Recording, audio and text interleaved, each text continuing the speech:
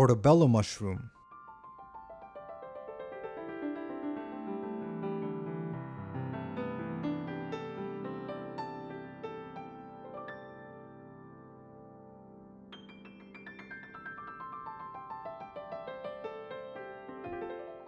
The Portobello mushroom is basically the cremini's big brother.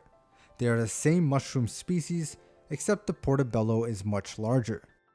As you can see, when I turn the mushroom over, you'll notice these dark gills here with the stem in the center.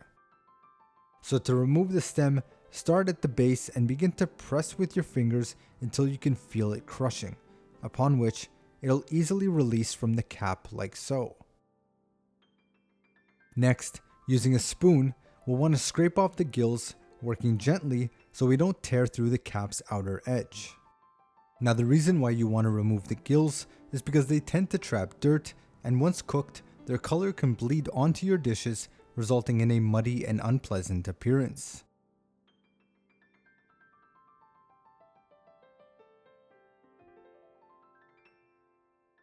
And now we have our gills removed.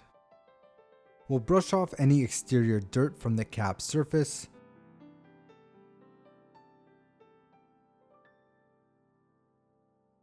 And there is our cleaned Portobello. My favorite technique is to take a paring knife and make a crosshatch pattern across the cap. This will allow it to sear effectively in the pan, and will absorb flavors more readily when basting, such as butter, thyme, and garlic.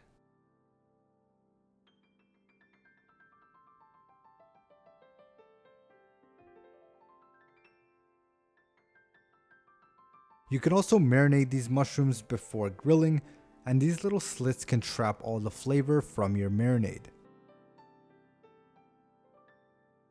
And there we have it, the Portobello mushroom.